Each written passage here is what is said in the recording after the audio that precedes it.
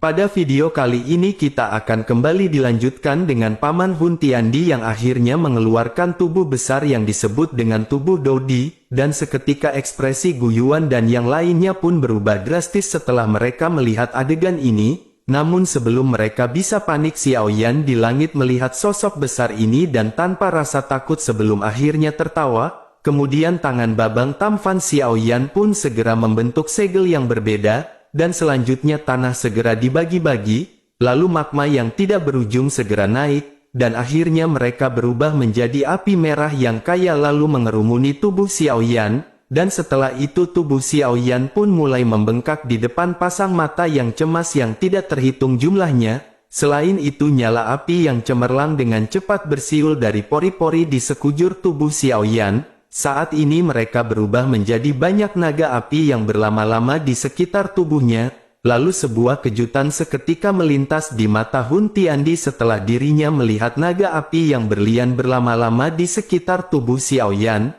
Kemudian Hun Tiandi pun berkata, Xiao Yan memang memiliki beberapa kemampuan. Dirinya pun tertawa dingin dan berkata, oleh karena itu dirinya ingin melihat apakah tubuh di darah miliknya ataukah tubuh api milik Xiao Yan yang lebih kuat. Setelah itu Hun Tiandi pun segera melangkah maju setelah tawa dinginnya terdengar. Kemudian dirinya ditemani dengan angin dan kilat saat pukulan yang tampaknya biasa segera dilemparkan.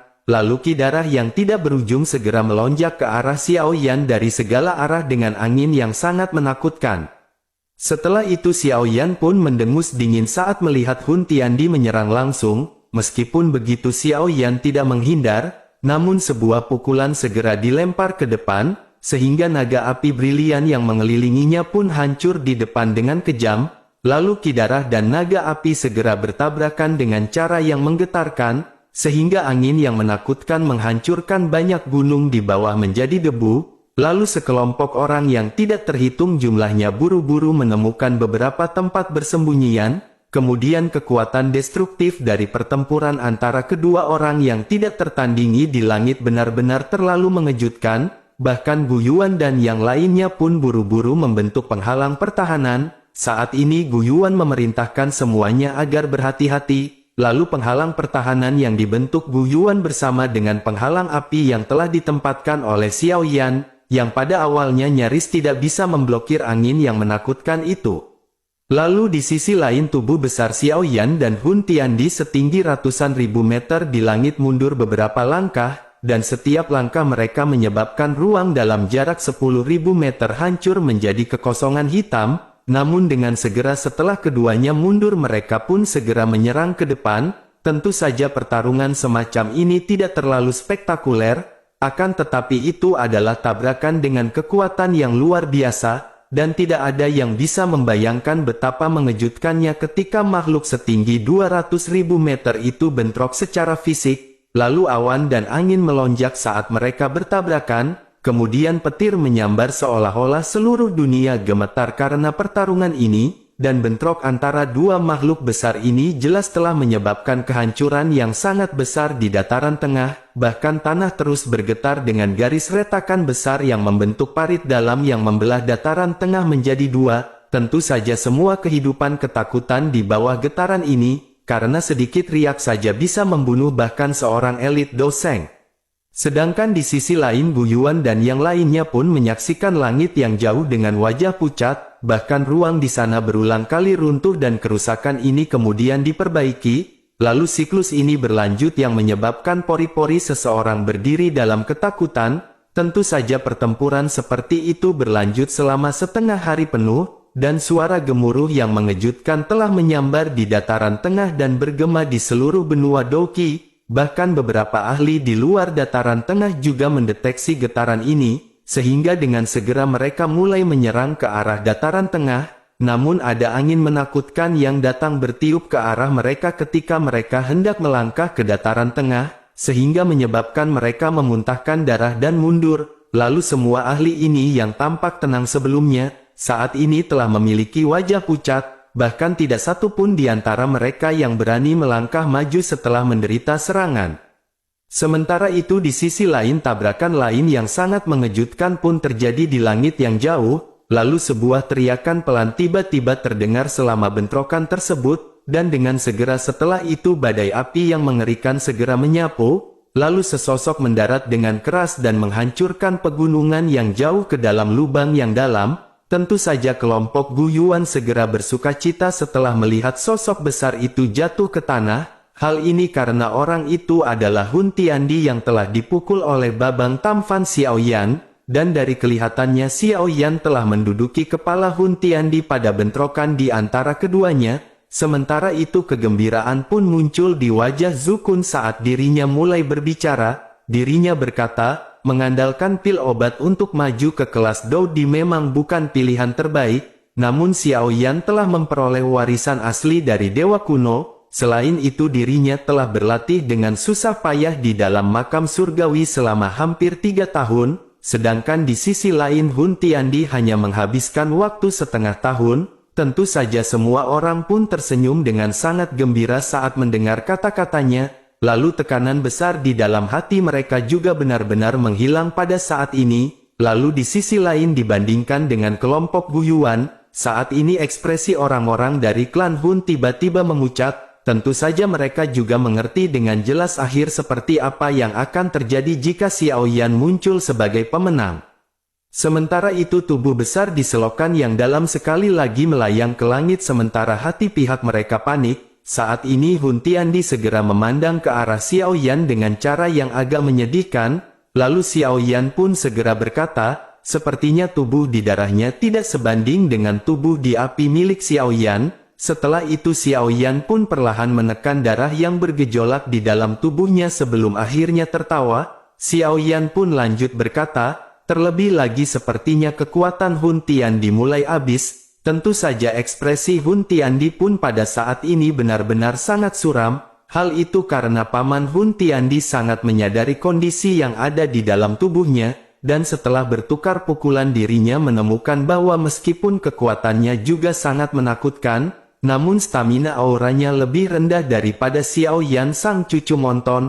Hal itu mungkin karena dirinya menggunakan pil obat. Selain itu tubuh Doudi yang dimiliki oleh Xiaoyan dibangun dari banyak api surgawi, sehingga itu secara alami benar-benar sangat kuat. Bahkan tubuh di darah milik Hun Tiandi sebenarnya sedikit lebih rendah, dan jika hal ini terus berlanjut maka kemungkinan dirinya akan benar-benar menjadi pihak yang kalah, dan hal ini adalah sesuatu yang pasti tidak akan dibiarkan oleh Hun Tiandi untuk terjadi. Kemudian Hun Tiandi pun tertawa dan menyapu dataran tengah di bawah. Lalu dirinya berkata, sebaiknya Xiaoyan jangan merayakan kemenangan terlalu dini. Setelah itu ekspresi ganas segera melintas di matanya. Lalu dirinya segera berkata kepada Xiaoyan, awalnya dirinya tidak berniat untuk melakukan hal ini, namun Xiaoyan telah memaksa Hun Tiandi. Oleh karena itu hari ini dirinya akan menggunakan seluruh dataran tengah untuk mengubur Xiaoyan. Seketika Hun Tiandi pun segera melambaikan tangannya yang besar setelah suara yang padat terdengar dari mulutnya, sehingga cahaya darah yang terang segera melesat ke bawah sebelum akhirnya memasuki tanah. Lalu selanjutnya semua orang tercengang melihat cahaya darah yang tidak terhitung jumlahnya menyebar dengan kecepatan yang seperti kilat, dan setelah mendarat di tanah, akhirnya ada banyak garis darah segera muncul seperti pembuluh darah di dataran tengah. Tentu saja Xiaoyan pun sedikit terkejut setelah dirinya melihat adegan ini, lalu melihat ke bawah. Dari atas Xiaoyan bisa melihat, jika saat ini cahaya darah menyelimuti seluruh dataran tengah dengan kecepatan yang sangat mengerikan, bahkan dataran tengah pun tiba-tiba mulai bergetar hebat sementara Xiaoyan merasa terkejut, lalu beberapa ratus ribu meter cahaya darah besar ditembakkan dari berbagai tempat di dataran tengah menuju langit. Sedangkan di sisi lain Gu Yuan pun tiba-tiba berseru saat dirinya melihat titik-titik di mana cahaya darah naik. Gu Yuan segera berkata, arah dari mana cahaya darah ini muncul sepertinya itu adalah tempat di mana klan Hun telah menempatkan formasi penghilang kehidupan roh pemakan, dan Zukun pun tampaknya telah mengingat sesuatu pada saat ini. Bahkan ekspresinya tiba-tiba berubah saat dirinya berteriak kaget bahwa posisi ini sebenarnya juga membentuk formasi jika ditambahkan. Lalu kelompok Yan Jin di samping mereka juga terkejut, dan mereka pun bertanya-tanya, Apakah benar-benar ada seseorang yang mampu membuat sebuah formasi yang mengelilingi seluruh dataran tengah, bersamaan dengan semua orang yang tercengang cahaya darah menutupi dataran tengah dan mereka tersebar di langit yang luas, lalu akhirnya itu segera berubah menjadi formasi yang sangat besar dan aneh. Kemudian Hun Tiandi pun segera berkata, klan Hun miliknya telah bersiap selama 1000 tahun, sehingga mereka siap untuk skenario terburuk sekalipun. Oleh karena itu Xiao Yan pasti akan mati hari ini, dan formasi ini diturunkan dari elit pertama Dodi dari klan Hun miliknya. Lalu nama formasi ini adalah Slow Trendy Array atau pembantaian Array D. Seketika mata Xiao Yan pun sedikit tenggelam, lalu Xiao Yan mengangkat kepalanya untuk melihat formasi aneh di langit dengan cahaya darah yang tertinggal di atasnya, dan pada saat ini Xiao Yan memang bisa mendeteksi jejak bahaya darinya. Lalu Xiao Yan pun berbicara dengan suara yang rendah dan dalam, Hun Tiandi memang layak menjadi yang terkuat, karena Hun Tiandi benar-benar bisa memprediksi situasi hari ini. Lalu Xiao Yan segera menyadari bahwa formasi hebat ini membutuhkan persiapan yang sangat rumit, namun sayangnya penglihatan Xiao Yan tidak cukup baik, karena Xiao Yan sebenarnya tidak dapat melihat penggunaan sebenarnya dari formasi Devouring Spirit Eliminating Light sebelumnya. Sementara itu di sisi lain Hun Tiandi segera berkata, inilah alasan mengapa klan Hun dapat bertahan hingga saat ini, karena Hun Tiandi telah mengaktifkan formasi ini dengan menggunakan darah puluhan juta warga keturunan klan Hun, dan tampaknya Xiao Yan benar-benar memiliki kemampuan hingga harus mati dalam formasi ini. Lalu setelah lautan darah yang mengerikan melonjak ke dalam formasi, saat ini ada cahaya aneh tiba-tiba berkedip di dalamnya. Kemudian cahaya darah berkumpul dengan cepat sebelum akhirnya berubah menjadi bilah darah transparan besar yang berisi bau darah tidak berujung di depan banyak pasang mata yang tidak terhitung jumlahnya. Lalu bilah darah itu benar-benar sangat aneh dengan tidak memiliki gagang, dan cahaya darah yang tersisa di atasnya tampaknya bahkan mampu membelah dunia ini. Kemudian matahari yang cerah di langit pun seketika redup saat bilah darah aneh ini muncul. Bahkan seluruh dunia secara bertahap menjadi gelap, dan tampaknya bahkan matahari, bulan dan awan pun takut dengan bilah darah aneh tersebut. Kemudian Hun Tiandi pun tiba-tiba berteriak keras saat bilah darah ini muncul. Saat ini dirinya memerintahkan semua orang dari klan Hun agar mengorbankan dirinya sebagai korban untuk pedang ini. Lalu tentara klan Hun di kejauhan pun dengan cepat pecah dalam keributan. Dan setelah itu ribuan ahli mengatupkan gigi mereka dan menembak ke depan. Lalu Hun Tiandi pun pada saat ini memiliki ekspresi acuh tak acuh. Kemudian segel tangannya pun berubah dan bilah darahnya segera berkedip. Dan dengan segera setelah itu para ahli dari klan Hun yang puluhan ribu meter jauhnya bergegas ke depan. Lalu berakhir dengan kepala mereka yang meninggalkan tubuh masing-masing. Saat ini darah berceceran dan tubuh mereka pun dengan cepat terjatuh. Lalu akhirnya mereka pun berubah menjadi debu yang bertebaran di dunia ini. Lalu setelah menyerap darah para ahli dari klan Hun, saat ini bilah darah aneh itu pun juga tampak semakin nyata. Kemudian mata Hun Tiandi menjadi gila saat dirinya menatap pedang aneh tersebut. Lalu seteguk darah esensi segera dimuntahkan ke atas pedang. Kemudian teriakan pedang bersenandung segera dipancarkan saat darah esensi ini mendarat di bilah darah. Lalu perasaan bahaya di hati Xiao Yan pun semakin padat saat suara pedang ini muncul. Lalu Hun Tiandi pun segera berteriak kepada Xiao Yan, ini sudah berakhir. Lalu seluruh tempat seketika sunyi saat semua orang menyaksikan pemandangan ini di langit. Tentu saja mereka bisa merasakan semacam aura yang sangat menakutkan dari bilah darah yang aneh ini. Dan mereka bahkan bisa menyadari bahwa sangat mungkin serangan ini bisa melukai Xiao Yan. Lalu ekspresi Gu Yuan pun menjadi sangat pucat pada saat ini, dan orang lain mungkin tidak mengenali apa yang disebut bilah darah ini. Akan tetapi Gu Yuan ingat bahwa dirinya pernah membaca tentang banyak catatan mengenai pedang darah hantu pembantaian ini, karena benda ini benar-benar pernah membunuh seorang elit Dodi dan mengejutkan benua. Lalu tidak disangka bahwa setelah puluhan ribu tahun mereka benar-benar dapat menyaksikan secara pribadi senjata sengit legendaris tersebut.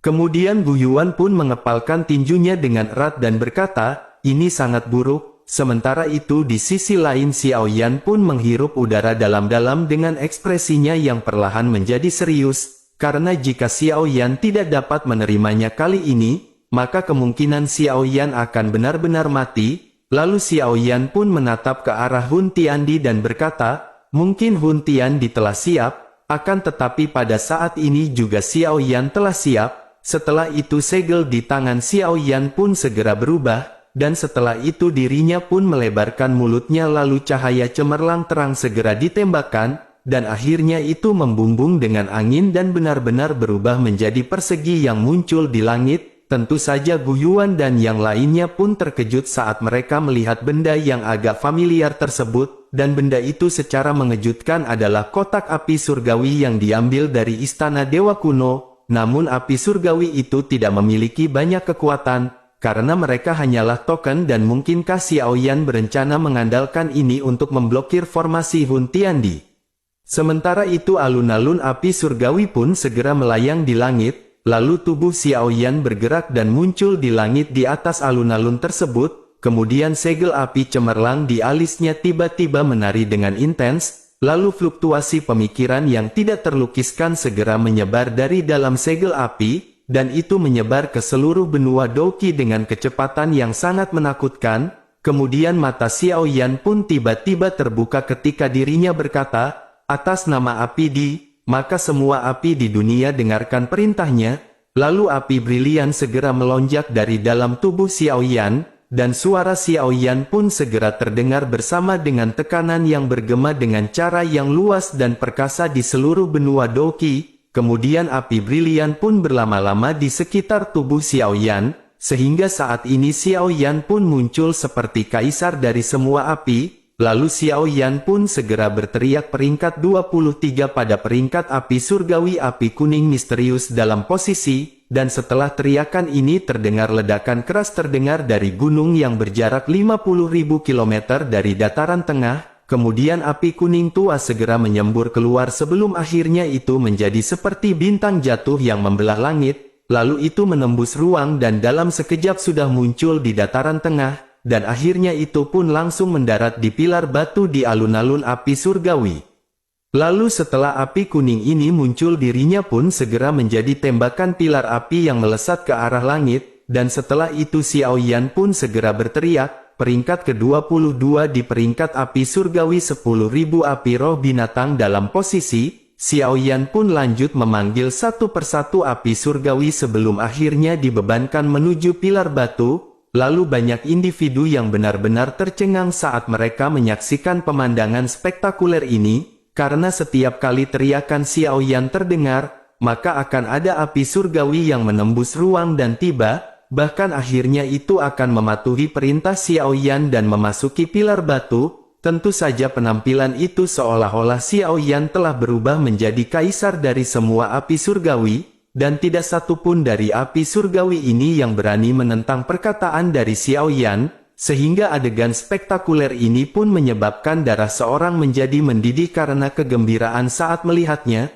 Sementara itu Xiao Yan pun sekali lagi berteriak keras ke arah langit. Bersamaan dengan itu tubuh Yan Jin tiba-tiba bergetar saat dirinya berdiri di bawah, karena saat ini api emas terlepas dari tubuhnya dengan cara yang tidak terkendali dan bergegas ke pilar batu setelah dipanggil oleh Xiao Yan. Bahkan beberapa api surgawi berikutnya mungkin memiliki pemilik masing-masing, akan tetapi semuanya dengan mudah melarikan diri dari tubuh pemiliknya setelah dipanggil oleh Xiao Yan. Dan setelah semua api dipanggil mereka pun ditembakkan ke pilar batu, lalu Xiao Yan pun menghirup udara dalam-dalam dan memerintahkan api ketiga peringkat api surgawi, Purifying Demonic Lotus Flame dalam posisi, sehingga Yiwa seketika bergegas keluar dari tubuh Xiao Yan dan menembak ke pilar batu dan pilar api merah muda melesat ke langit, dan pada saat ini sudah ada 21 pilar api surgawi di alun-alun api surgawi, sehingga aura dari mereka pun dapat digambarkan sebagai sesuatu yang sangat menakutkan, dan adegan ini juga menyebabkan Hun Tiandi seketika sangat terkejut, lalu samar-samar dirinya bisa merasakan kegelisahan di dalam hatinya. Sementara itu mata cemerlang Xiao Yan pun segera berbalik ke arah Hun Tiandi, kemudian segel tangannya segera berubah dan berteriak dengan suara yang dingin. Xiaoyan memerintahkan api surgawi peringkat kedua Nihility Devouring Flame dalam posisi, dan seketika tubuh Hun Tiandi pun tiba-tiba bergetar saat teriakan itu terdengar. Saat ini Nihility Devouring Flame yang telah dilahapnya untuk waktu yang lama sebenarnya sekali lagi menunjukkan jejak pemulihan, sehingga Hun Tiandi pun seketika merasa sedikit nyeri otot setelah mengalami adegan tersebut. Tentu Hun Tiandi bisa merasakan bahwa jika Xiaoyan benar-benar diizinkan untuk mengumpulkan semua api surgawi, maka serangan yang bisa dilepaskan akan cukup untuk mengalahkannya. Oleh karena itu dirinya tidak boleh membiarkan Nihility Devouring Flame juga dipanggil oleh Xiaoyan.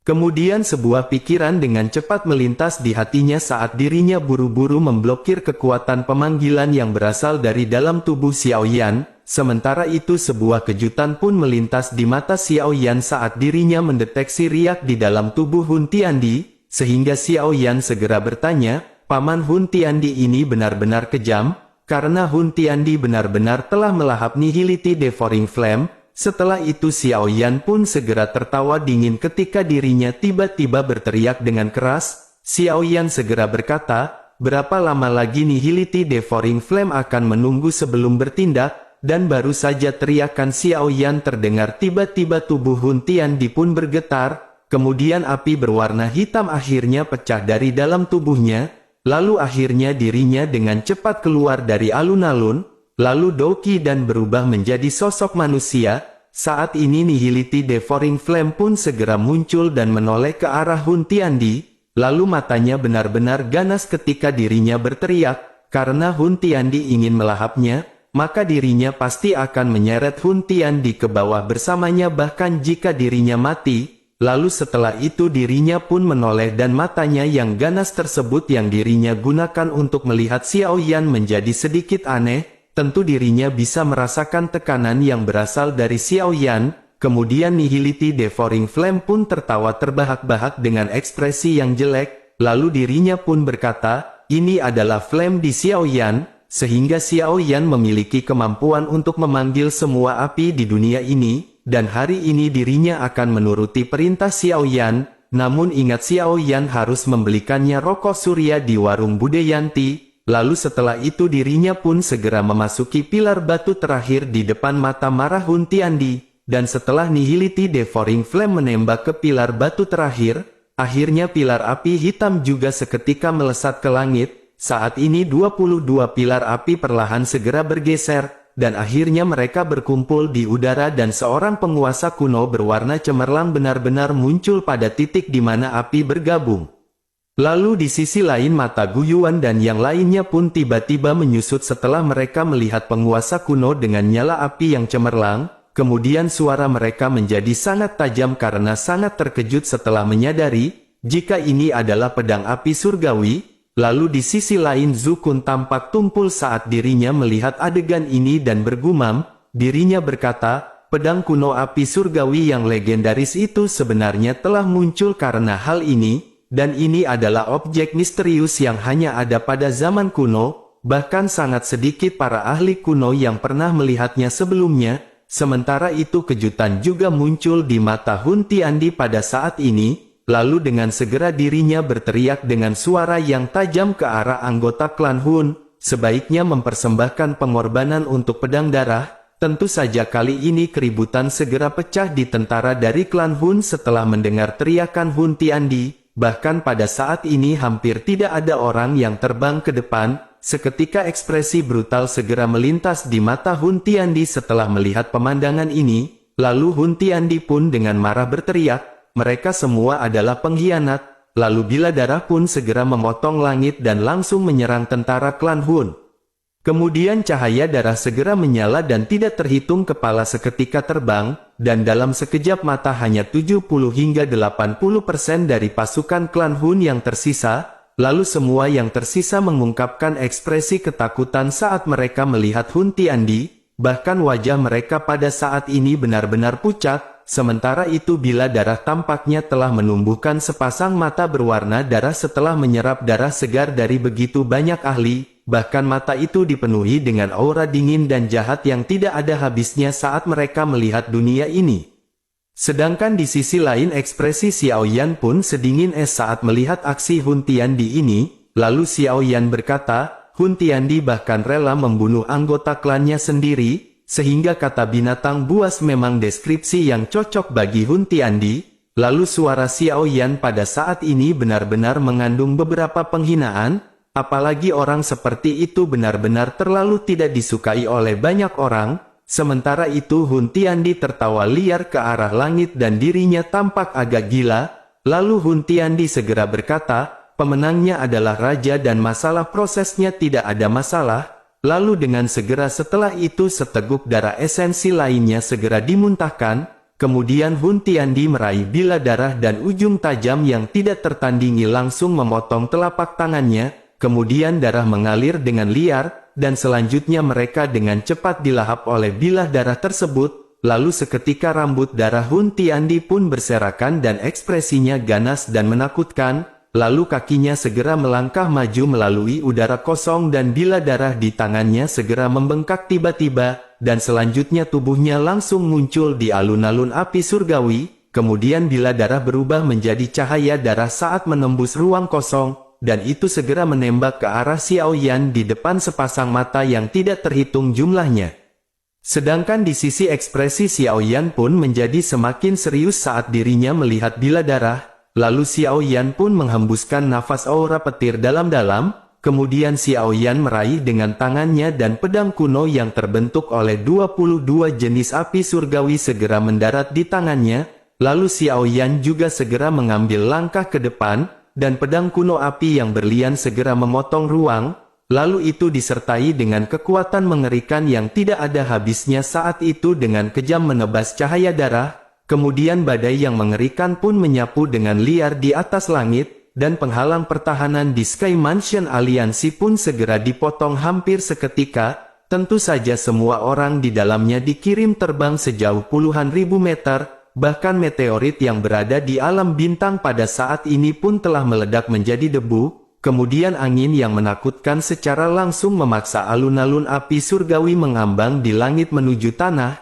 dan akhirnya itu segera pecah dan membentuk lubang besar sedalam 50.000 rupiah kilometer di tanah, lalu mereka yang berada di udara yang masih memiliki kemampuan untuk terbang dengan cepat muncul di langit di sekitar lubang yang dalam. Kemudian mata mereka buru-buru melihat ke arah lubang hitam yang dalam, tentu saja semua orang tahu bahwa pemenang akan ditentukan melalui pertarungan habis-habisan di antara keduanya, sehingga banyak pasang mata yang tidak terhitung jumlahnya berkumpul di alun-alun api surgawi, lalu dua sosok berlumuran darah yang menyedihkan pun segera naik, dan kedua tubuh Dodi juga telah hancur selama bentrokan besar yang intens sebelumnya. Saat ini Hun Tiandi berjuang untuk bangun, setelah itu dirinya pun terhuyung-huyung saat dirinya naik ke udara, lalu gelombang perasaan lelah segera menyebar dari dalam tubuhnya, kemudian matanya biadab saat dirinya melihat ke arah Xiao Yan di bawah dengan keengganan yang besar, lalu dirinya pun segera tertawa dan berkata, bahkan jika Xiao Yan bisa mengalahkannya hari ini, maka Xiao Yan masih tidak bisa membunuhnya, karena setelah Hun Tiandi pulih di masa depan dirinya pasti akan membuat Xiao Yan membayar harga yang mahal. Sementara itu di sisi lain Xiao Yan pun terbatuk keras beberapa kali, lalu wajah Xiao Yan pada saat ini sangat pucat, dan darah pun dengan liar menyembur keluar dari mulutnya. Tentu saja pertempuran sengit ini benar-benar terlalu kejam. Namun Xiao Yan tidak boleh membiarkan potensi bahaya ini melarikan diri apapun yang terjadi, karena jika tidak maka bencana akan terus menimpa benua ini, sehingga Xiao Yan pun segera menyeka jejak darah di sudut mulutnya dan senyum aneh segera muncul di wajahnya, lalu Xiao Yan pun segera tertawa dan berkata, mengapa dirinya harus membiarkan Hun Tiandi pergi? Kemudian alun-alun api surgawi pun perlahan naik ke udara saat suara Xiao Yan terdengar, dan tiba-tiba tubuh Xiao Yan pun mengungkapkan cahaya api yang cemerlang, kemudian alun-alun tiba-tiba bergetar saat nyala api yang cemerlang ini muncul, lalu pilar batu berwarna cerah lainnya segera muncul di tengah alun-alun,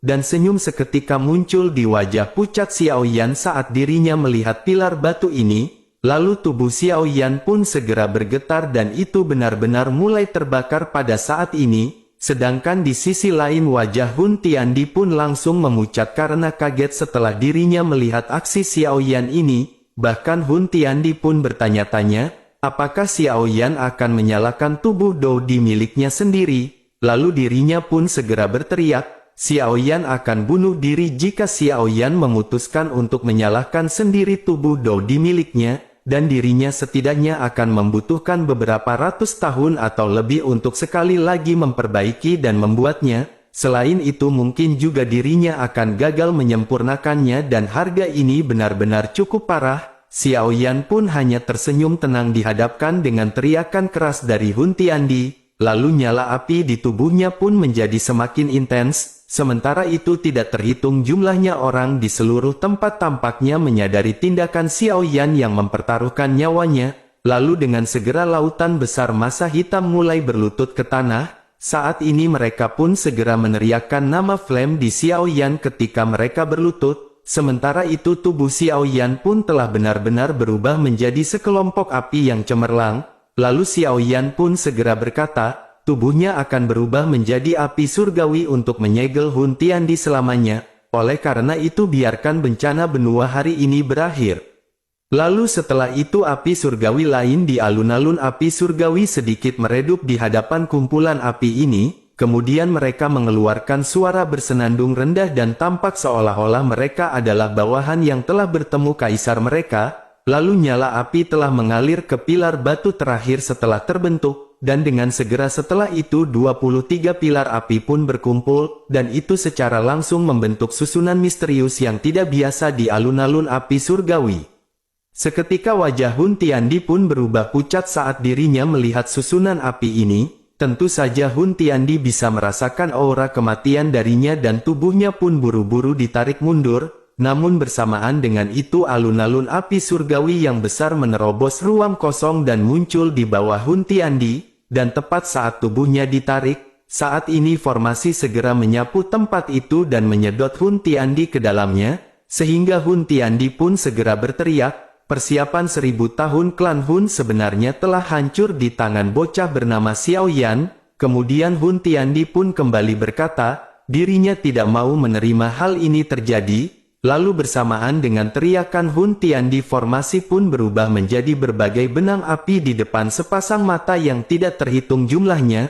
Saat ini mereka melilit tubuh Hun Tiandi, sehingga Hun Tiandi dengan cepat meleleh setelah terjalin oleh benang api, lalu akhirnya dirinya berubah menjadi sekelompok cahaya spiritual, dan benang api pun dengan cepat berubah menjadi kepompong besar saat gugus cahaya muncul. Lalu akhirnya perlahan-lahan mendarat di alun-alun api surgawi, dan perlahan-lahan tenggelam jauh ke dalamnya. Pada saat ini banyak simbol api misterius segera melilit seluruh alun-alun seperti segel, dan individu yang tidak terhitung jumlahnya di tanah melihat kepompong api yang sedang ditekan di alun-alun api surgawi, bahkan tubuh mereka pun pada saat ini tanpa sadar gemetar. Tentu mereka akhirnya dibebaskan setelah lebih dari setengah tahun mengalami perasaan seperti kiamat pada hari ini, sedangkan Gu Yuan dan yang lainnya pun memasang ekspresi tercengang saat mereka menyaksikan alun-alun api surgawi melayang di langit dan mendengar sorakan yang menggetarkan di dataran tengah. Dirinya pun bertanya,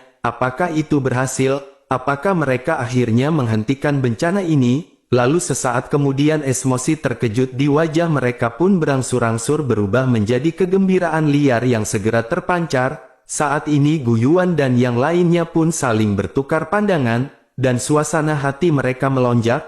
Lalu akhirnya mereka pun tanpa sadar tertawa terbahak-bahak, dan kali ini tawa mereka benar-benar tanpa rasa takut ketika mereka berkata, akhirnya kita telah berhasil.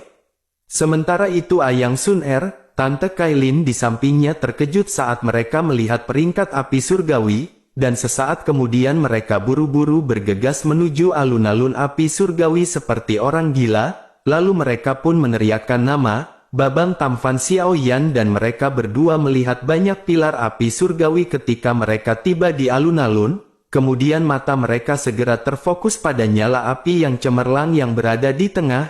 Namun tidak seorang pun yang berdiri di sana seperti yang mereka harapkan. sehingga kedua wanita itu seperti disambar petir pada saat ini, bahkan wajah cantik mereka seketika memucat saat air mata tanpa sadar mengalir, dan tidak lama setelah itu batuk lemah tiba-tiba terdengar saat kedua wanita itu depresi dan putus asa. Lalu cahaya api di pilar api segera bergerak dan sosok yang agak ilusi muncul di depan keduanya. Saat ini Xiao Yan benar-benar pucat saat dirinya melihat kedua wanita itu dan berbicara dengan suara yang lemah. Xiao Yan berkata, dirinya masih hidup, hanya saja Xiao Yan telah menghancurkan tubuh fisiknya, sehingga yang perlu Xiao Yan lakukan hanyalah membuat tubuh fisik lain di masa depan. Tentu saja dua sosok cantik pun segera menerkam Xiao Yan setelah tawa Xiao Yan terdengar, lalu mereka pun dengan keras bertabrakan ke pelukan Xiao Yan, dan tidak ada yang tahu siapa yang menggerutu di tengah tangisan ini ketika sebuah suara terdengar, sebaiknya Xiao Yan jangan pergi dan menjadi pahlawan lagi di lain hari, apalagi pergi tak pulang ke rumah seperti Bang Toyib. Lalu Xiao Yan pun menghela nafas pelan di dalam hatinya. Kemudian Xiao Yan pun berkata, jika dirinya tidak melakukan hal ini maka seluruh benua akan hancur. Xiao Yan pun hanya mampu segera tersenyum sebelum akhirnya mengangguk dan berkata, ini akan menjadi yang terakhir kalinya, dan setelah mengucapkan perkataan tersebut mata Xiao Yan pun segera beralih di tengah alun-alun api surgawi, lalu jiwa Dou Di telah disegel di bawahnya, sehingga Hun Tiandi akan secara bertahap disempurnakan oleh nyala api di dalam kegelapan. Tentu pertarungan besar ini mungkin menyedihkan, akan tetapi beruntung Xiao Yan muncul sebagai pemenang. Lalu Xiao Yan pun tersenyum saat dirinya melihat kedataran tengah yang telah hancur hingga tertutup lubang, dan perasaan nyaman yang belum pernah dirasakan oleh Xiao Yan sebelumnya segera menyebar di dalam jiwanya. Kemudian Xiao Yan memeluk erat kedua wanita di alun-alun api surgawi dan perlahan menutup matanya. Lalu Xiao Yan bergumam, akhirnya dirinya bisa beristirahat. Tentu saja Xiao Yan telah bekerja keras selama bertahun-tahun karena berbagai alasan, dan salah satunya ialah untuk membayar hutang di warung Bude Yanti, dan saat ini sepertinya hasil yang Xiao Yan peroleh pada saat ini tidak buruk. Setelah itu Xiao Yan pun melengkungkan bibirnya menjadi senyum saat dirinya bergumam pada dirinya sendiri. Xiao Yan menyebutkan nama leluhur Xiao Xuan dan berkata, Xiao Yan telah membantunya menyelesaikan apa yang gagal dirinya capai, dan pada saat ini Xiao Yan bisa disebut dengan Flame di Xiao Yan. Lalu singkat cerita pertempuran yang tidak tertandingi pun telah berakhir, namun itu telah meninggalkan dataran tengah dengan kerusakan yang parah, sehingga kemakmuran asli telah lenyap. Selain itu juga seluruh dataran tengah telah dibagi menjadi dua, karena ada sebuah jurang besar sedalam ratusan ribu meter telah membelahnya menjadi dua bagian, dan jurang besar dengan kedalaman ratusan ribu meter ini akan dinamai di masa depan. Tentu saja tidak ada yang bisa melupakan pertempuran yang menggetarkan hari itu, meskipun dataran tengah telah menurun dalam kemakmuran, namun untungnya bencana juga telah berhenti, dan pertempuran yang menentukan secara alami berakhir dengan pasukan aliansi yang menang setelah Hun Tiandi disegel. Meskipun banyak dari klan Hun yang menjadi jauh lebih kuat setelah Hun Tiandi maju ke kelas Dou Di, namun kebanyakan dari mereka telah digunakan oleh Hun Tiandi sebagai pengorbanan untuk pedang darah sebelum mereka bisa menunjukkan kekuatannya. Lalu dihadapkan dengan dikejar oleh tentara aliansi maka mereka tidak melakukan banyak perlawanan sebelum akhirnya menyerah. Sementara itu setelah pertempuran besar berakhir pasukan aliansi pun menyerbu alam Hun untuk pertama kalinya. Lalu setelah mereka memasuki alam Hun yang bisa mereka lihat hanyalah kemerahan yang cerah, lalu seluruh ruang dipenuhi dengan kematian dan hampir tidak ada jejak orang yang hidup. Sementara itu Gu Yuan dan yang lainnya bergandengan tangan untuk menghancurkan tempat persembunyian tua klan Hun, karena sejak saat itu apa yang disebut dengan klan Hun akan tidak ada lagi di dataran tengah. Sementara itu di antara 8 klan kuno hanya klan Gu, klan Yan dan klan Lei yang masih tersisa. Tentu saja pada saat ini orang tidak boleh melupakan klan Xiao, karena garis keturunan Dou Di dari klan Xiao telah diaktifkan sekali lagi. Hal ini karena Babang Tamfan Xiao Yan yang telah maju ke kelas Dou Di, sehingga garis keturunan Dou Di ini menguntungkan mereka yang darahnya paling dekat dengan Xiao Yan. Lalu efek yang paling jelas secara alami dirasakan oleh putri Xiaoyan yakni Xiao Xiao, karena saat ini dirinya langsung melonjak keras menuju kelas Douseng bintang 8 saat Xiaoyan mencapai kelas Doudi. Tentu saja kecepatan itu menyebabkan seseorang menjadi pusing hanya dengan melihatnya, karena meskipun Xiao Xiao memiliki bakat yang luar biasa, namun bakat ini belum sepenuhnya terungkap, dan ketika dirinya langsung melompat menjadi ahli top di benua Douqi, maka situasi ini menyebabkan orang-orang seperti Lei Ying dan Yan Jin yang telah berlatih selama ribuan tahun memiliki dorongan untuk memuntahkan darah. Tentu saja mereka pun bertanya-tanya, apakah ini manfaat yang dapat dinikmati generasi pertama dari garis keturunan Doudi. Sementara itu setelah perang besar berakhir, tentara aliansi secara alami dibubarkan, kecuali jika ada beberapa situasi unik akan sangat sulit bagi perang besar yang mengerikan untuk terjadi di benua Douqi di masa depan, dan hal ini karena benua saat ini memiliki ahli utama yang menjaga keseimbangan. Lalu ada sebuah nama yang telah bergema di setiap sudut benua Douqi dan dipuja oleh banyak orang, dan di hati banyak orang itu adalah keberadaan seperti Dewa Surgawi. Tentu saja dirinya telah menjaga benua Douqi dan siapa lagi selain Flame di Xiaoyan. Sementara itu meskipun tentara aliansi dibubarkan namun aliansi Sky Mansion masih tetap ada. Lalu singkat cerita 2 tahun pun berlalu sejak pertempuran besar yang menggemparkan tersebut, dan dataran tengah sekali lagi menjadi makmur, bahkan banyak sekte dan faksi muncul seperti tunas setelah hujan. Dan ini menyebabkan dataran tengah sekali lagi mulai berkembang. Tentu saja Sky Mansion aliansi pada saat ini tidak ikut campur dalam hal ini, namun mereka mempertahankan posisi tertinggi mereka dan diam-diam mengamati perkembangan dan perubahan di dataran tengah. Sementara itu di sisi lain dengan bantuan kekuatan api surgawi, Xiaoyan hanya menggunakan 2 bulan untuk sekali lagi memperbaiki tubuh setelah menderita cedera dari pertarungan melawan Hun Tiandi. Dan untungnya pada saat itu tidak ada gejala luka yang tersisa. Lalu selama 2 tahun ini Xiaoyan, Sun Er dan Kai Lin segera menyelenggarakan pernikahan megah yang luar biasa. Bahkan pernikahan itu disaksikan oleh dunia dan individu yang tidak terhitung jumlahnya.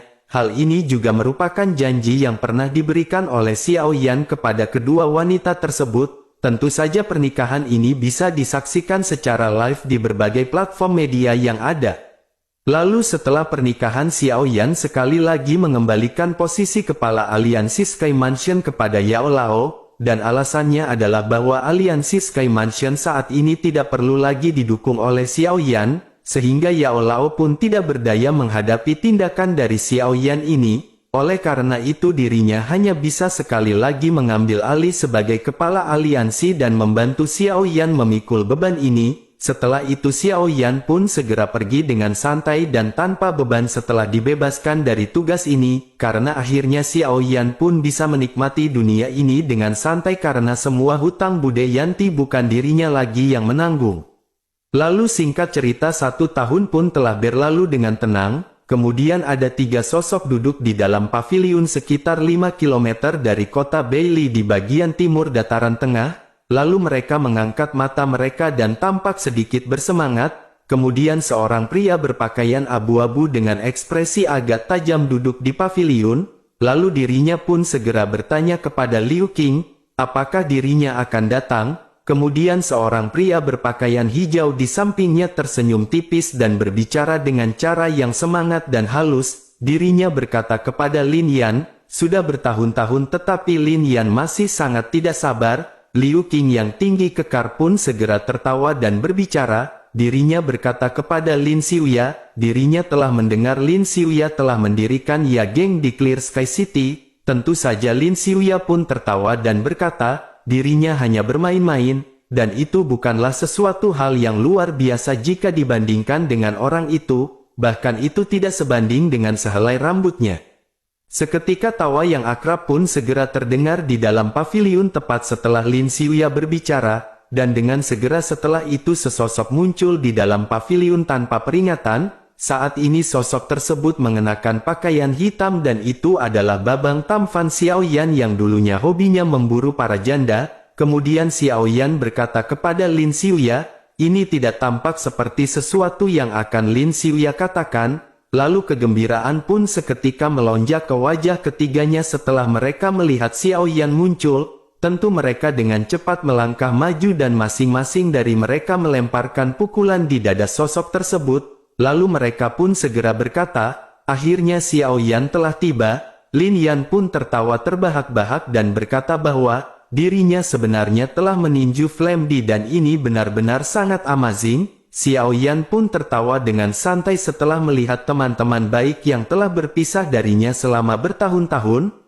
Lalu Xiao Yan meraih dengan tangannya dan beberapa pot anggur muncul di tangannya. Xiao Yan segera berkata, sebaiknya mereka berhenti mengucapkan kata-kata yang tidak perlu, karena mereka tidak akan kembali sampai mereka mabuk. Tentu saja mereka bertiga pun tertawa terbahak-bahak, lalu mereka langsung menerima anggur dan mengangkat kepala mereka dan menuangkan anggur ke dalam mulut mereka. Saat ini keempat orang itu pun mabuk amer dengan gembira di dalam paviliun. Lalu tawa mereka tampak sangat bebas dan tidak terkendali saat menyebar di paviliun. Kemudian singkat cerita malam hari pun tiba dengan Lin Yan dan Liu Qing yang benar-benar mabuk. Saat ini mereka berbaring di tanah tanpa mempedulikan citra mereka, dan tidak satupun di antara mereka menggunakan doki untuk memblokir alkohol, bahkan mereka benar-benar sangat ingin menikmati mabuk dan kebersamaan ini. Lalu wajah Lin Xiuya agak merah saat dirinya melihat ke arah Xiao Yan dan tertawa. Dirinya segera bertanya, kemana Xiao Yan berencana untuk pergi selanjutnya. Xiao Yan pun tertawa dan berkata, dirinya telah bertahan begitu lama dan menjadi sedikit lelah. Lalu Xiao Yan mengangkat kepalanya dan melihat cahaya terang dan dirinya berkata dirinya ingin kembali ke Kekaisaran Jiama. Lalu Lin Xiuya bisa menuju ke Sky Mansion Aliansi jika mereka memiliki masalah di masa depan, karena Xiao Yan sudah berbicara dengan orang-orangnya yang berada di sana. Tentu saja Lin Xiuya pun tertawa dan berkata, latar belakang ini memang benar-benar sedikit mengejutkan, dan sepertinya Lin Xiuya benar-benar telah membuat pilihan yang tepat untuk pergi ke Kekaisaran Jiama bersama Xiao Yan pada saat itu. Sementara itu di sisi lain di Sekte Bunga karena aliansi telah sepenuhnya berasimilasi, akhirnya Sekte Bunga saat ini juga telah sepenuhnya bergabung ke dalam aliansi, namun beberapa tetua Sekte Bunga masih suka tinggal di tempat yang tenang ini. Sementara itu sosok elegan berdiri di punggung gunung di Sekte Bunga, lalu jubah putih bulannya menguraikan lekuk tubuhnya yang mempesona, sehingga membuatnya tampak sangat memikat. Tidak lama setelah itu seorang wanita berpakaian biru pucat segera berteriak memanggilnya guru. Lalu wanita berpakaian putih yang ternyata adalah Yun Yun si gadis batal kawin pun segera menoleh dan menyadari, jika itu adalah Nalan Yanran sang wanita matre. Kemudian dirinya pun segera bertanya kepada Nalan Yanran, apakah ada sesuatu? Nalan Yanran pun menghela nafas di dalam hatinya saat dirinya melihat wajah cantik yang dipenuhi pesona ini. Yanran pun segera dengan lembut mengatakan, Babang Tamfan Xiao Yan telah menyampaikan pesan. Seketika Yun Yun yang tadinya setenang air tiba-tiba bergetar setelah kata-kata Yanran terdengar. Tentu saja reaksi ini menyebabkan Yanran seketika tersenyum pahit, lalu suara Yun Yun pun tanpa sadar bergetar ketika dirinya bertanya, apakah pesan tersebut? Yanran pun tersenyum kecut dan berkata, Xiao Yan bertanya, apakah guru bersedia untuk kembali ke Kekaisaran Jiama? Tentu saja Yun Yun pun seketika terkejut dan matanya yang cantik itu tiba-tiba menjadi sedikit lembab. Lalu ada tempat di sana yang sangat dirinya rindukan di dalam hatinya, dan tempat itu bukanlah gunung awan berkabut, namun sebaliknya itu adalah pegunungan Magical Beast, yang dimana dirinya mempunyai kenangan yang tidak terlupakan bersama Babang Xiao Yan, yaitu bermain di semak-semak.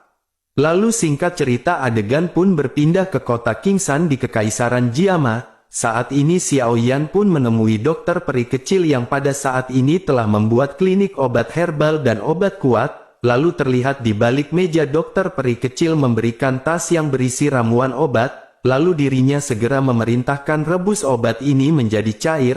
Lalu setelah dirinya kembali dan tempelkan pada lukanya, kemudian orang yang terluka pun segera mengambil tas obat dan pergi dengan cara yang kacau. Setelah itu dirinya pun segera pergi meninggalkan lokasi. Lalu orang yang mengantri di belakang segera bersukacita setelah orang terluka di depannya pergi. Namun baru saja dirinya akan melangkah maju, tiba-tiba sesosok berjalan melewatinya dari samping dan duduk di kursi di hadapannya. Tentu saja semua orang pun tercengang sesaat setelah melihat bahwa sebenarnya ada seseorang yang memotong antrian. Lalu setelah itu mereka semua pun menjadi marah. Sementara itu dokter peri kecil pun segera memerintahkan sosok tersebut untuk mengantri. Dan dirinya bahkan tidak mengangkat kepalanya saat dirinya mengatur obat di sampingnya.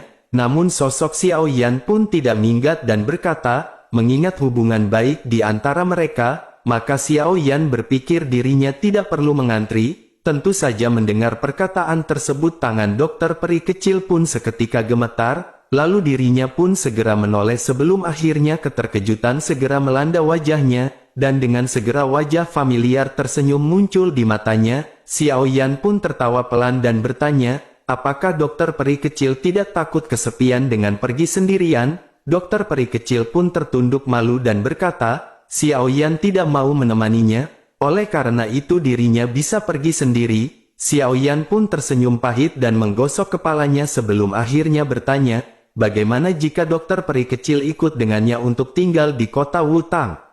Kemudian adegan pun berganti di ibu kota Kekaisaran Jiama, tepatnya di kota suci Jiama.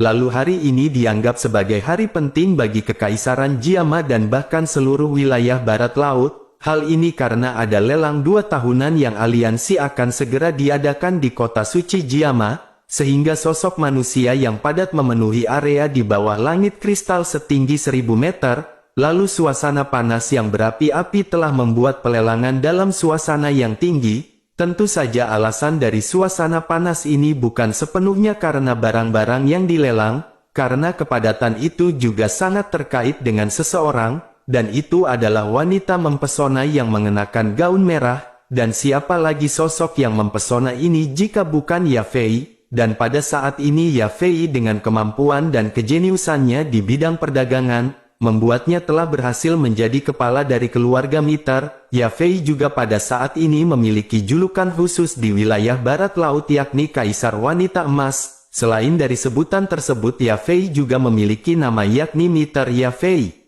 Lalu singkat cerita, Ya Fei pun memimpin lelang di sebuah aula besar. Kemudian Ya Fei pun segera mengeluarkan gulungan berisi aura kuno dari cincin penyimpanannya. Kemudian Ya Fei segera berkata bahwa ini adalah metode Qi tingkat rendah kelas Tian, yakni keterampilan guntur, dan tawaran awal dari gulungan ini adalah 3 miliar. Kata-kata Ya Fei pun segera menimbulkan keributan di pelelangan, namun tidak ada yang tahu bahwa panas ini karena gulungan itu ataukah orangnya. Dan baru saja penawaran Ya Fei dimulai, tiba-tiba sebuah tawa terdengar entah dari mana, lalu sesosok segera berkata, bisakah gulungan tersebut sedikit lebih murah?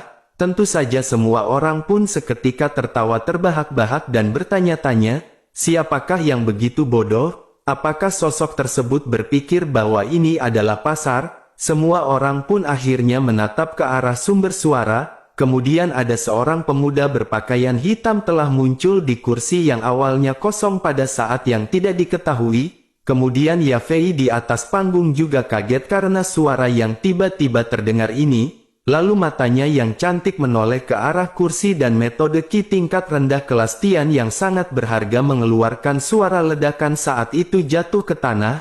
Tentu saja Ya Fei benar-benar terkejut setelah melihat wajah yang dikenalinya ini. Lalu singkat cerita setelah itu adegan pun berpindah ke Kekaisaran Jiama, tepatnya di kota Wutang. Kota Wutang pada saat ini adalah situs suci di mata banyak warga di Kekaisaran Jiama, dan hal ini karena tempat tersebut adalah markas besar dari klan Xiao, yang dimana klan Xiao telah menghasilkan banyak ahli selama tahun-tahun ini, bahkan hampir tidak ada kelompok yang bisa menandinginya bahkan di seluruh benua Doqi. Lalu di sebuah rumah terlihat Xiao Yan dan Sun Er yang sedang ngumpul bersama dengan seorang bocah. Dan bocah ini ternyata adalah anak Xiao Yan dari Sun Er yang bernama Lin Er. Lalu di tengah-tengah kebersamaannya Xiao Yan tiba-tiba menatap ke arah Sun Er. Kemudian Xiao Yan pun segera berkata, dirinya memiliki perasaan aneh selama periode waktu ini. Lalu Sun Er pun segera bertanya dengan suara terkejut, apakah itu? Xiao Yan pun segera bertanya,